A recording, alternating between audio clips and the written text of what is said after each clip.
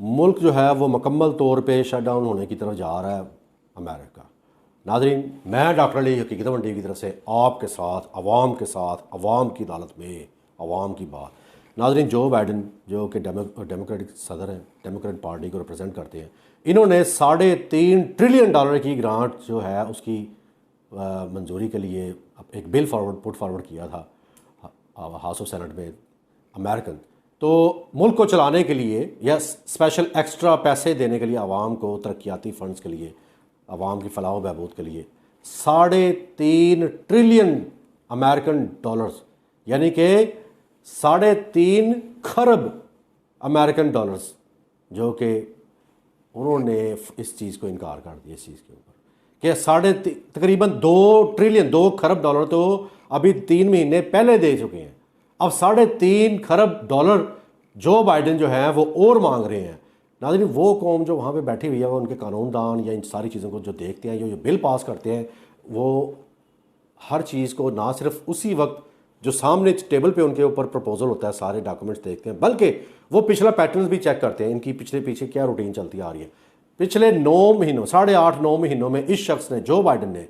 अब तक अवाम पे या अवाम को ऐसे ही पैसे पकड़ाए चला जा रहा है।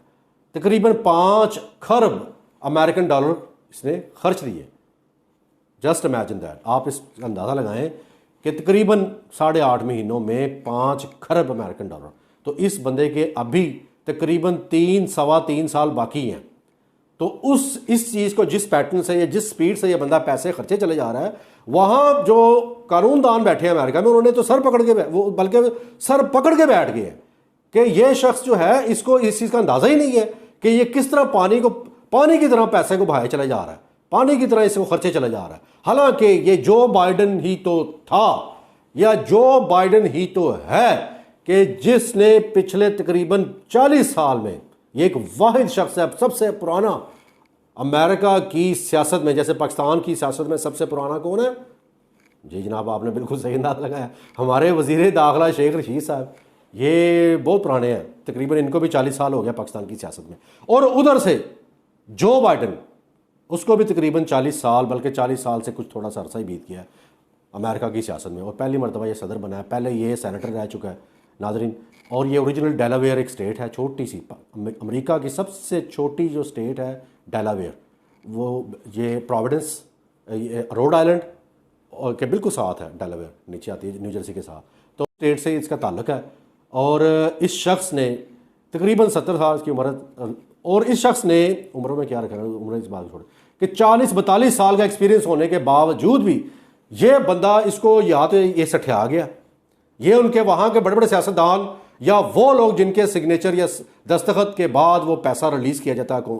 अमेरिकन हुकूमत को, उनका ये कहना, उनकी ताज़ा तरीन स्टेटमेंट्स हैं। और मैं इस चीज़ को कनेक्ट करने जाऊँगा दुनिया की मईशत पे जो इस चीज़ के असरात पड़ रहे हैं, या स्पेशली पाकिस्तान की मईशत पे जो इसके नेगेटिव असरात हैं इस शख्स की ओवर स्पेंडिंग की वजह से,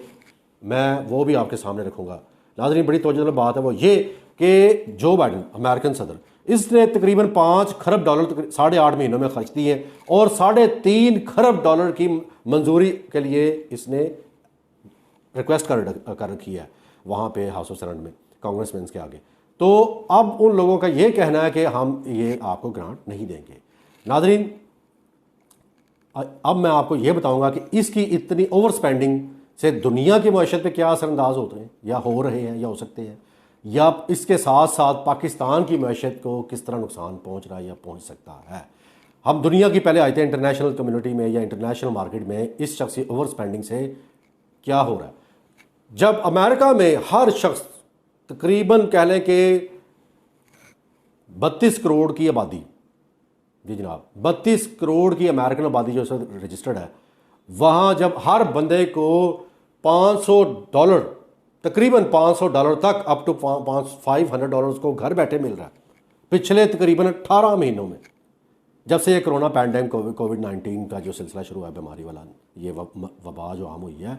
तकरीबन जो फैमिली मेम्बर्स हैं $500 पर पर्सन वहाँ पे दिया गया और मुसलसल दिया जा रहा है। अब 3.5 खरब डॉलर की और मंजूरी के लिए रिक्वेस्ट की।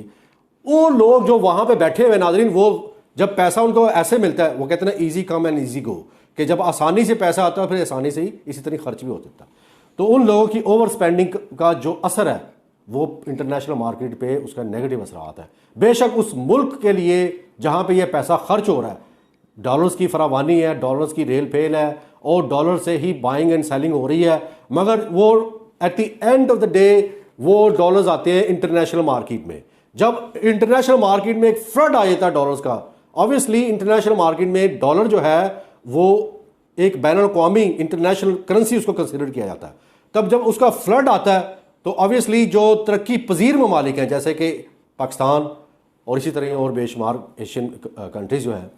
वहाँ उन ऐसे ममालिक ने जो कर्जे ले रखे होते हैं, ऑब्वियसली जो कर्जे डॉलर्स में लिए और इनकी वापसी भी डॉलर्स में ही होगी, तो उन जो कर्ज पाकिस्तान की हुकूमत लेती आई है, ये पाकिस्तान ये इसको हुकूमत ने इस वक्त पे करने हैं, उनके ऊपर इंटरेस्ट चार्जेस होते हैं, सूद जिसको कह लें या APR या फिक्स रेट जिसको कहा जाते हैं, वो रेट फिक्स नहीं होते नाज़रीन, वो फ्लक्चुएट होते रहती हैं। जैसे जैसे डॉलर की प्राइस ऊपर होगी तो पाकिस्तान की जो किस्त है वो भी ज़्यादा हो जाएगी, क्योंकि ये इनके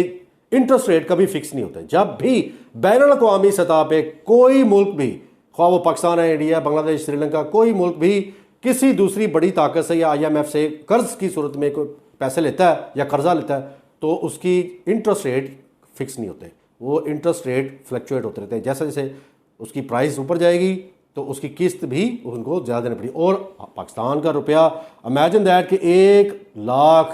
तकरीबन 70,000, 1,70,000 रुपया दो तो $1,000 मिलता है। तो अगर आपने $1,00,000 की किस्त देनी है, फॉर एग्जांपल समझाने के लिए नाज़रीन एक छोटी सी मिसाल देने लगा हूँ, बड़ी तवज्जो बात है, इस बात को समझना बहुत ज़रूरी है, क्योंकि यही वो बातें हैं जिसकी वजह से पाकिस्तान का गरीब तबका, एक आम आदमी पीछे चले जा रहा है। क्यों? क्योंकि हमें इस तरह की कोई बातें समझाने वाला आया ही नहीं अब तक यूट्यूब में। यूट्यूब पे तो क्या मेन स्ट्रीम मीडिया चैनल वाले ऐसे बंदे नहीं बिठा के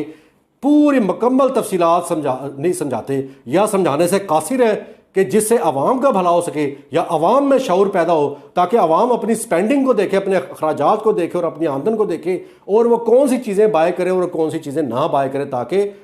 वो अपने आप को या अपने अखराजात को, अपनी फैमिली को आसानी से लेकर चलने में कामयाब हो जाएं या हो पाएँ। कोई भी नहीं चाहता। ये बड़े बड़े मीडिया चैनल वाले नाज़रीन, ये भी बड़े बड़े मगरमच्छ हैं, करोड़ों अरबों रुपए के मालकान हैं, इनको क्या परवाह। और इसी तरह बड़े बड़े यूट्यूबर्स हैं, उनको भी कोई,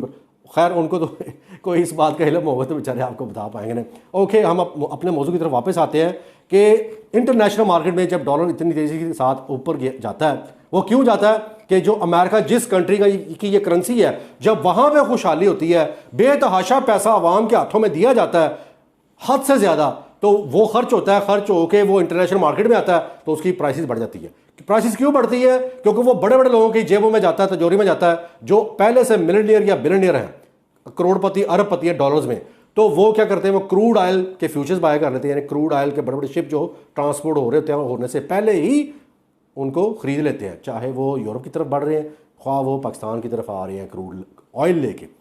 और इसके साथ साथ बेशुमार चीज़ें जो पूरी दुनिया से एक मुल्क से दूसरे मुल्क जाती हैं, ये वहाँ अमेरिका में बैठे ये लोग खरीद लेते हैं स्टॉक मार्केट के ज़रिए, जिसको स्टॉक मार्केट कहते हैं, या फ्यूचर ट्रेडिंग के ज़रिए। इसके ऊपर भी हम एक वीडियो क्लिप, मुफस्सल वीडियो क्लिप बना के आपकी खिदमत में ज़रूर पेश करेंगे, आपको बताएंगे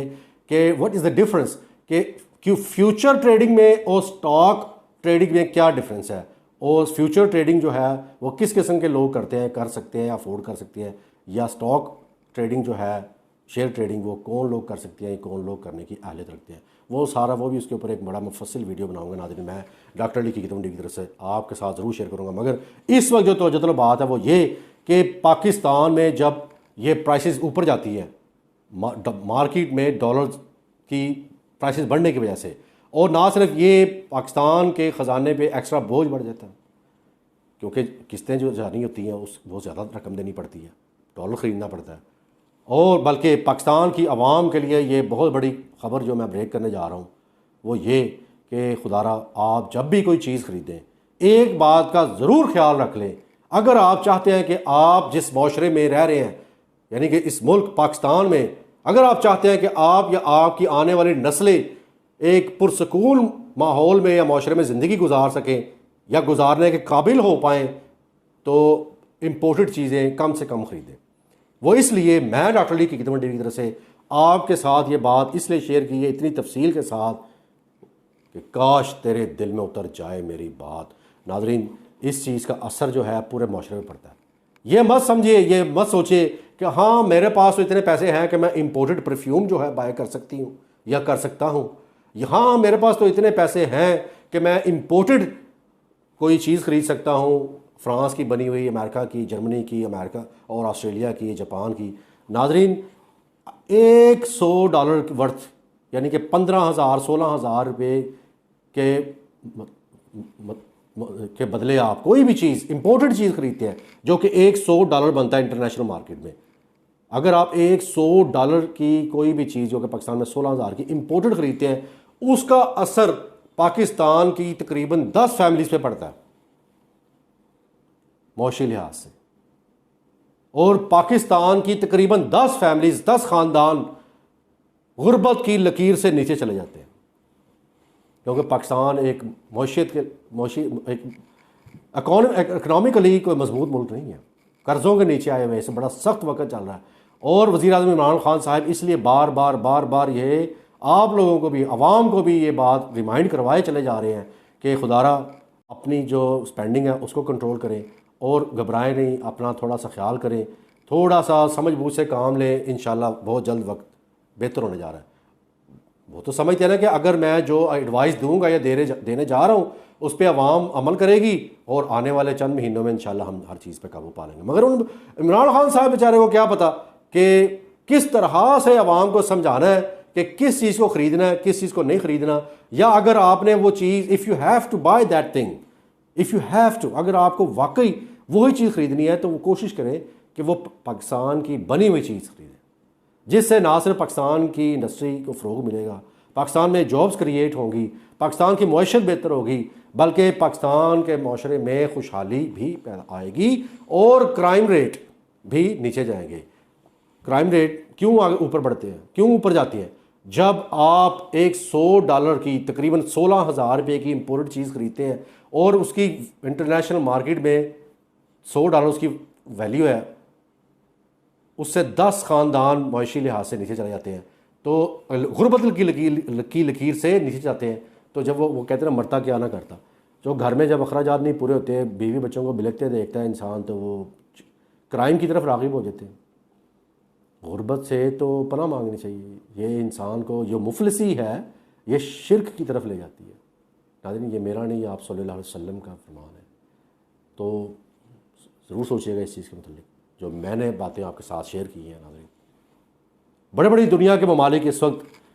मुआशरे से लड़ रहे हैं, जो इस वक्त उनके मुआशी हालात हुए पड़े हैं, उस चीज़ को सहारा देने के लिए हर तरह के हरबे हथकंडे इस्तेमाल किए चले जा रहे हैं। और स्पेशली मुसलमान को नीचा दिखाने के लिए, या स्पेशली पाकिस्तान की सालमियत को नुकसान पहुंचाने के लिए, पाकिस्तान की आवाम को नुकसान पहुंचाने के लिए इकनॉमिकली भी, माशी तौर पे भी जुटे पड़े हैं। तो यही वो चीज़ें हैं जिसके ऊपर अगर आप हम अमल दरामद कर लेंगे, जो मैंने आज आपके साथ शेयर की हैं कि अपने मुल्क की बनी हुई अशिया को ख़रीदें, और इसके साथ साथ डॉलर्स की जितने भी अगर आपके पास हैं, कहीं भी किसी के पास रखे हुए, उसको जाके फौरी तौर पे चेंज करवा लें। यह भी एक बहुत बड़ा असर पड़ेगा, डॉलर की प्राइस नीचे आएगी इस चीज़ से। जब अगर आपने डॉलर रखे हुए, किस लिए रखे हुए, ऑब्वियसली वो भी एक रकम ही है ना, पाकिस्तान की करेंसी भी रकम है। तो अगर आप वाकई सिद्ध के दिल से एक हुब्बुल वतन होने का मुजाहरा करना चाहते हैं या सबूत देना चाहते हैं, दो चीज़ें आज के बाद आप अपना लेंगे। एक कि जितने डॉलर्स आपके पास पड़े हुए, ख्वाह वो $100 क्यों नहीं पड़ा, चाहे $1000 पड़ा, चाहे $10,000 की शक्ल में पड़ा हुआ, उसको फौरी तौर पे चेंज करवाएं पाकिस्तानी करेंसी में। नंबर 2 कि जो कुछ भी आप बाय करने जा रहे हैं बाहर से, ख़रीद अपनी रोज़मर्रा की इस्तेमाल की चीज़ें हैं या कोई छोटी आइटम है चाहे बड़ी आइटम है, हमेशा उसके ऊपर ये देखें ये कहाँ की बनी हुई है। अगर वो पाकिस्तान की नहीं बनी हुई मत ख़रीदें,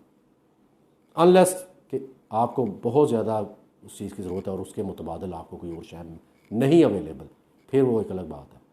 नाज़रीन, होपफुली आप अंडरस्टैंड कर चुके होंगे सारी बात, उम्मीद करते हैं। मुझे इजाज़त दें, डॉक्टर अली हकीकत मंडी की तरफ से आपके साथ। अपना ख्याल रखिएगा नाज़रीन, अल्लाह ने के